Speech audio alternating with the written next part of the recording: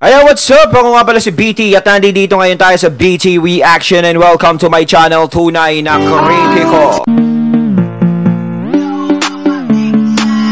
At meron tayong panonooring video ngayon. Ito po ay nagmula kay Balitang Pinoy TV. Sa mga hindi pa po nakakabisita sa channel ni Balitang Pinoy TV, bisita na po kayo mga katunay. At kung hindi pa kayo nakakapag-subscribe, subscribe na din po kayo mga katunay kay Balitang Pinoy TV. At syempre, huwag nyo rin po sana kalimutan na mag-subscribe dito sa channel ko sa Tunay na Kritiko sa mga hindi pa nakakapag-subscribe. And click the notification bell para maging updated po kayo sa mga reaction videos na aking ilalabas. At huwag na natin pagtagal at sabay-sabay na nating panoorin ang laman ng video na hatid sa atin ni Balitang Pinoy TV at bibigyan natin ng reaksyon. Pasok! Ang Balitang Pinoy TV. Para magkaboses kami, no?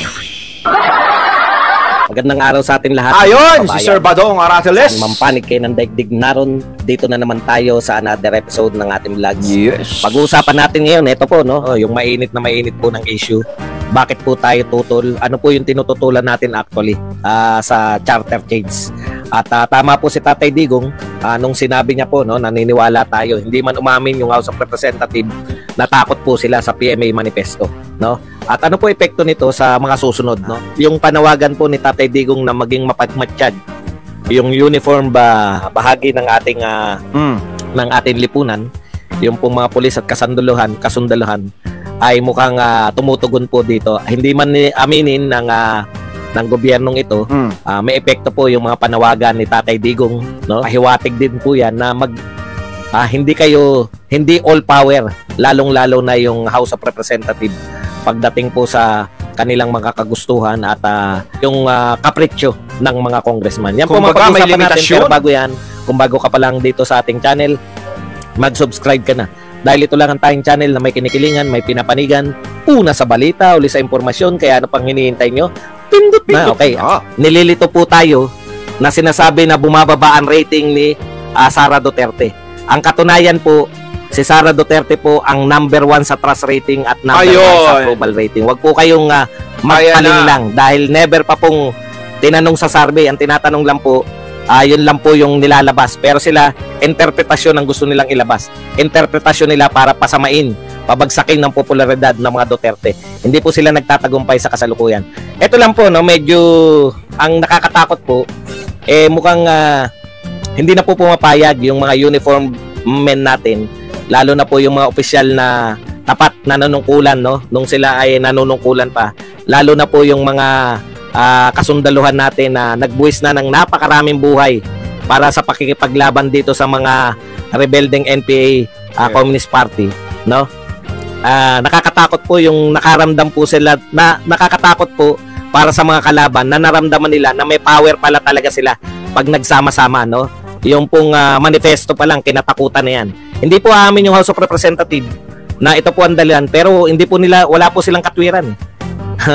Before po itong yung sinasabi nga ni Tatay Digong kinabukasan, pagkalabas po ng manifesto, yan po, ito po yung bagong video ni Tatay Digong na napanood natin, no? Paglabas ng manifesto ay pinalaya na kagad nila si Ka Eric. Tapos pero maganda yung ginawa ng mga PMA, no?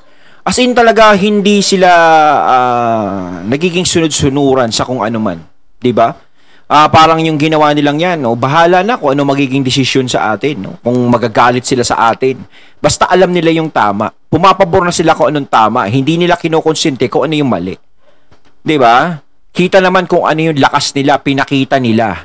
No, may sinasabi nga baka mag-take over na yung mga kasundaluhan. Hindi naman ganoon, 'di ba?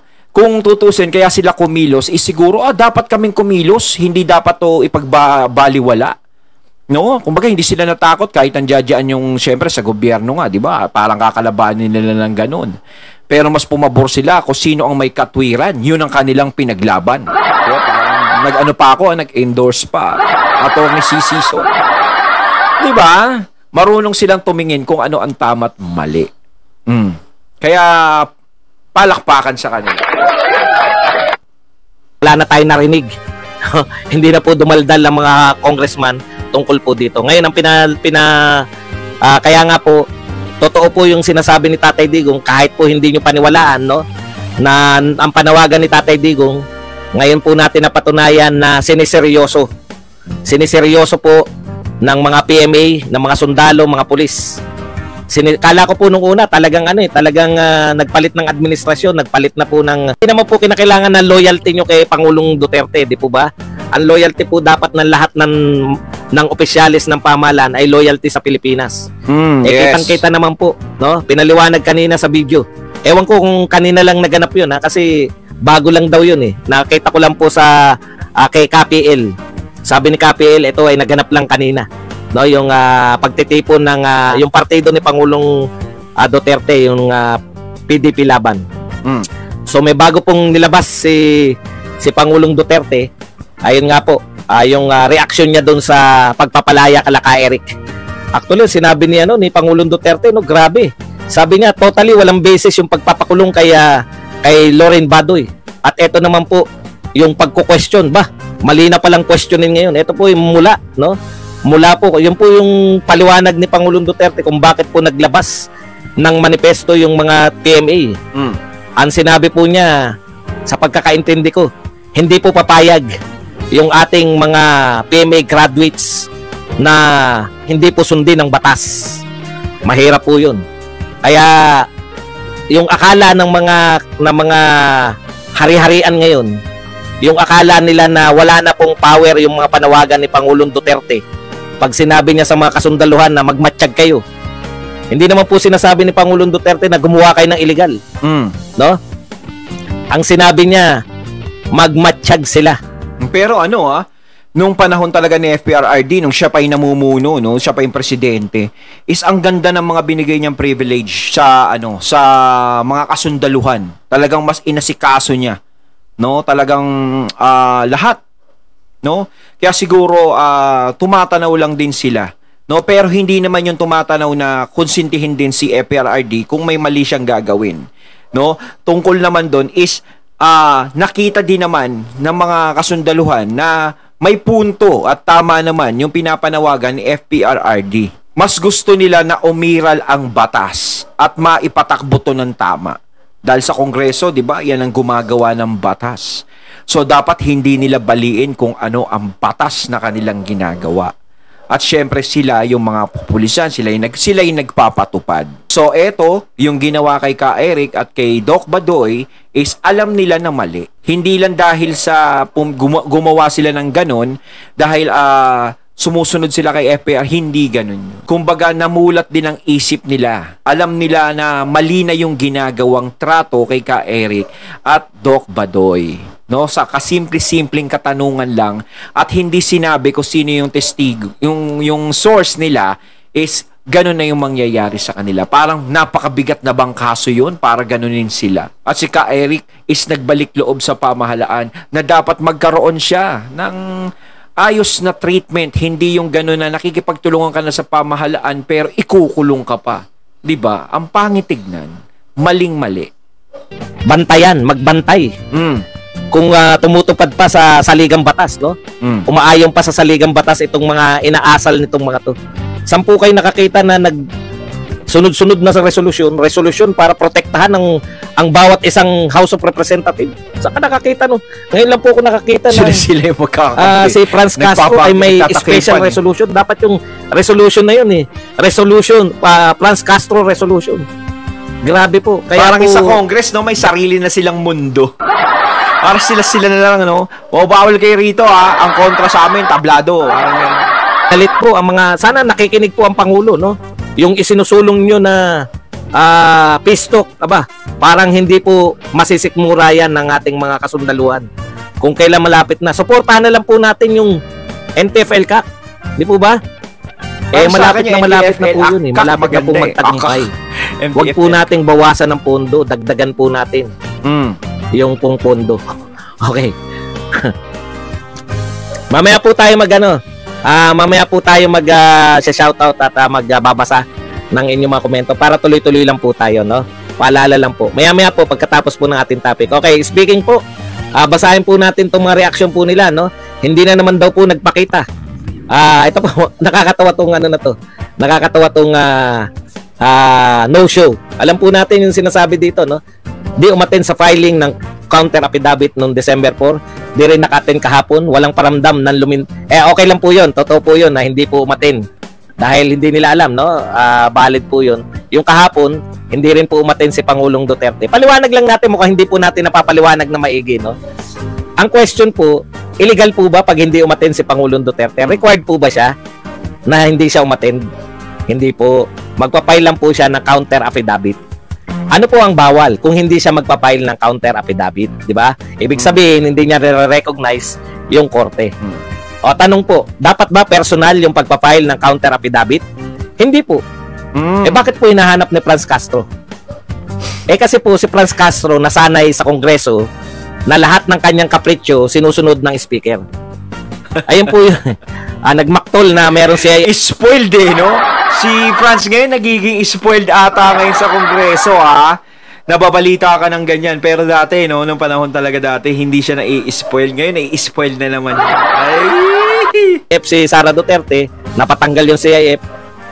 Mga kung ano-ano, ICC. Nagkaroon na resolusyon para sa ICC, etc. etc. Lahat nasusunod yung kagustuhan niya, Di po ba? Kaya po siya nagmamaktol dahil gusto niyang makita ng personal si Pangulong Duterte. Hindi po nagpapakita sa kanya. No?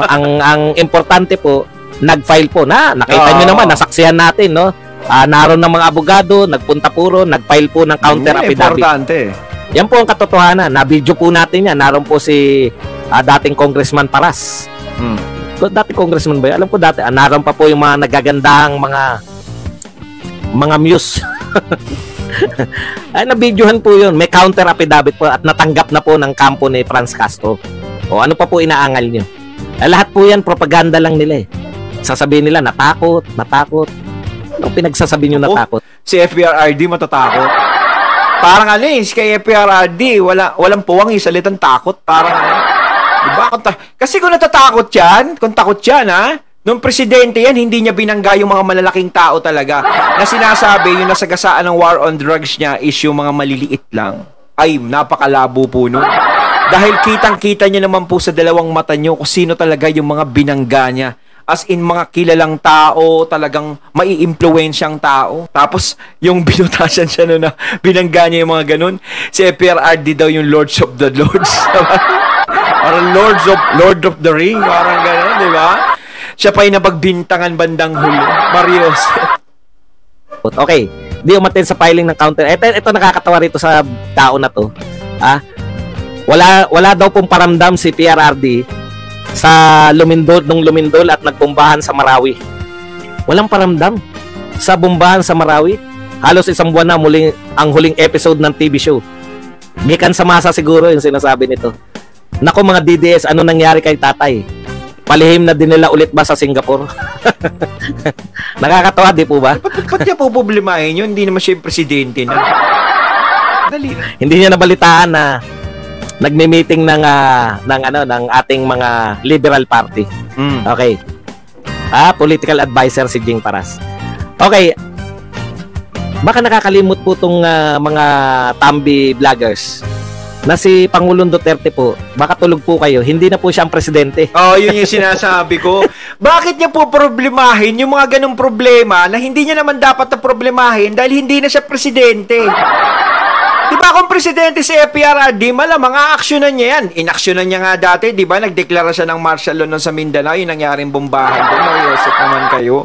Bakit po problemahin pa ni FPRRD? Di dapat siya na lang maging presidente kung gusto nilang problemahin ni FPRRD yan. Ang presidente na po natin ngayon, si PBBM na po, hindi na po si FPRRD. Kaya nga FP, hindi na PRRD. F na, former President Rodrigo Roa Duterte. Diba? Nasanay po ba kayo na tuwing merong mga ganyang kabibigat na Marawi bombing, no? Kailangan si FPRRD. Nasanay po ba kayo na naroon si Pangulong Duterte, inaalo po niya? Maraming salamat po, no? Siguro nagmarka sa utak niya na tuwing po may ganyan, may namatay na sundalo mula po sa mga engkwentro sa NPA, engkwentro sa mga iba pang mga rebelde.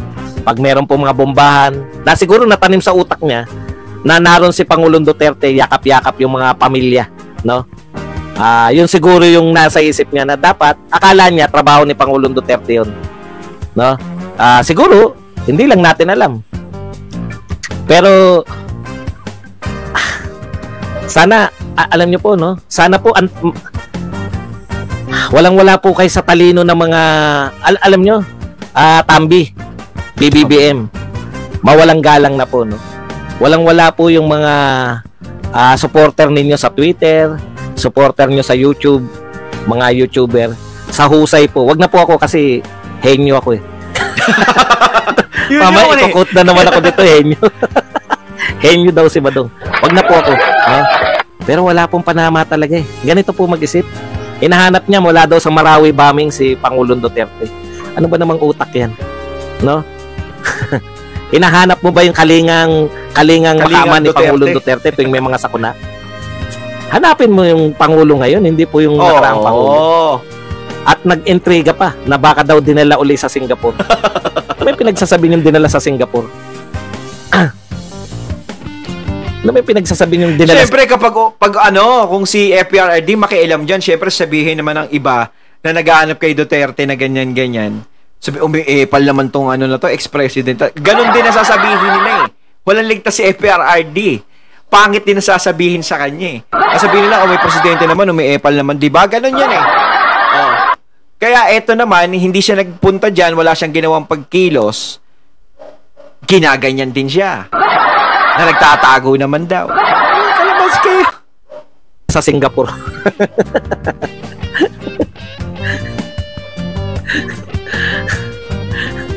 Hindi na po kinakailangan ilihim ni Pangulong Duterte kung siya man po ay may sakit ngayon, no? Hindi po. Ayun, at ating natunghayan ng video na nagmula kay Balitang Pinoy TV at syempre natunghayan din natin ang video yon at ang boses na yon na binigyan natin ng reaksyon na nagmula kay Sir Badong Arateles. Ayan, kayo mga katunay, anong masasabi nyo tungkol dito sa video na ito na napanood natin, no? Comment na po kayo. So once again, I'm BT and I'm out. Peace.